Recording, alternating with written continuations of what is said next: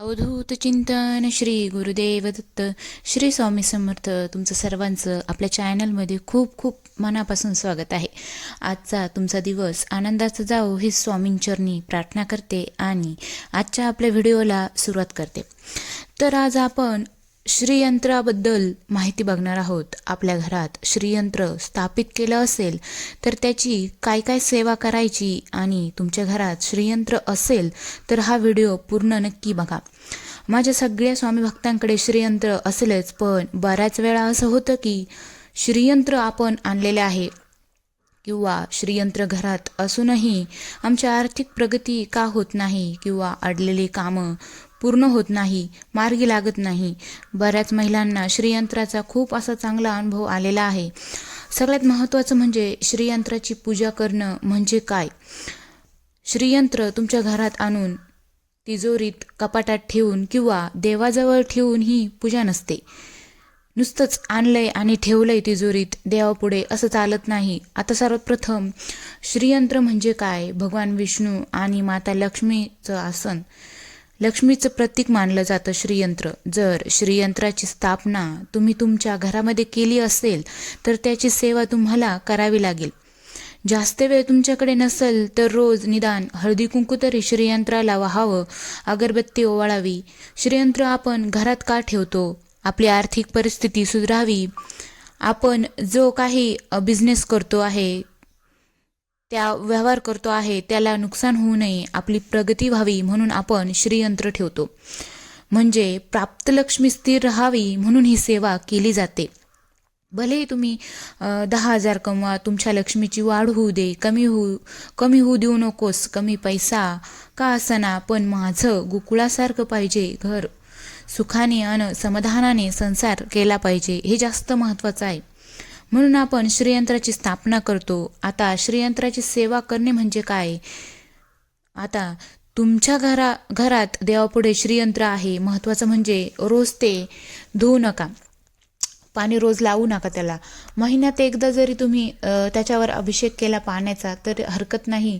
आणि काय होतं ना, आपण त्यावर कुंकू टाकतो. आता बाजारामध्ये केमिकलयुक्त कुंकू आलेलं आहे, त्यामुळं काय होतं, आपण जर पाण्यानं पुसायला गेलं तर त्यावर कुंकवाचे डाग वगैरे पडतात, व्यवस्थित ते साफ होत नाही.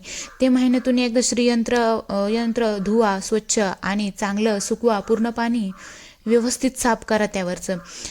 ते झाल्यानंतर तुम्ही त्यावर कुंकुमार्चन करू शकता आणि रोज फक्त हळदी कुंकू वाहून आपल्या सुक्या कापडाने व्यवस्थित श्रीयंत्र फक्त पुसून घ्यायचं आहे. अगरबत्ती ओवाळायची आहे. आणि सगळ्यात महत्त्वाचा प्रश्न म्हणजे कुंकुमार्चन केल्यानंतर त्या कुंकवाचं काय करायचं. लगेच काढून घ्यायचं तर हो, लगेच काढून घ्या, नाहीतर तासाने काढा, नाहीतर दिवसभर ठेवा, रात्रभर ठेवा, दुसऱ्या दिवशी पूजा करताना काढा, त्याला कुठलाही बंधन नाही. कुंकवाचं काय करायचं तर तुमच्या घरातील व्यक्तींना काहीतरी चांगलं काम करायला, बाहेर तुम्ही चाललाय, बिझनेस डील आहे, कुठली लग्नकार्य आहे, तेव्हा तुम्ही ते कुंकू लावावं. मी तर सांगते रोज कुंकू लावावं. आणि तुमच्या कडे जास्त कुंकू साठला असेल श्रीयंत्राला, पुन्हा ते वाहिलं तरीही चालतं.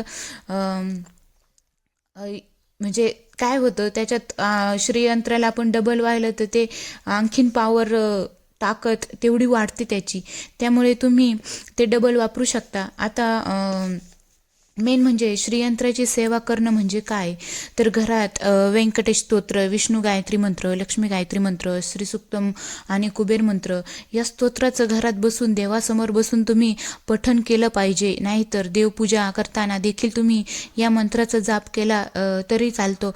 आता बघा, व्यंकटेश स्तोत्र 108 ओव्यांचं आहे.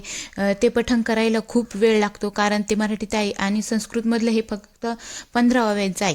पण रोज याचं पठण झालंच पाहिजे. व्यंकटेश स्तोत्र, विष्णू गायत्री मंत्र, लक्ष्मी गायत्री मंत्र, कुबेर मंत्र रोज याचं पठण करायला पाहिजे. महिनाभर जरी आपण याची सेवा केली तरी देखील आपल्याला त्याचा चांगला फरक जाणवायला लागेल. रोज सेवा करायला वेळ नसेल तर आठवड्यातून 2दा जरी तुम्ही लक्ष्मी गायत्री मंत्र, कुबेर मंत्र, श्रीसूक्तम, व्यंकटेश स्तोत्र 11 वेळा म्हणा, 15 वेळा म्हणा, तुमची इच्छा. मंगळवार, गुरुवार, दुर्गाष्टमीला, पौर्णिमेला करा. रोज वेळ मिळत नसेल तर या दिवशी तुम्ही करू शकता. आर्थिक प्रॉब्लेम जर आपल्या घरात चालू असेल तर श्रीयंत्र समोर ठेवायचं, आपल्या शुद्ध तुपाचा दिवा लावायचा, अगरबत्ती किंवा धूप लावायची, एवढी सेवा करायची. नक्की करून बघा. लक्ष्मी प्राप्तीचा सगळ्यात प्रभावी उपाय आहे हा. तर ठीक आहे, चला झालेली सेवा ही स्वामींचरणी अर्पित करते. श्री स्वामी समर्थ. धन्यवाद.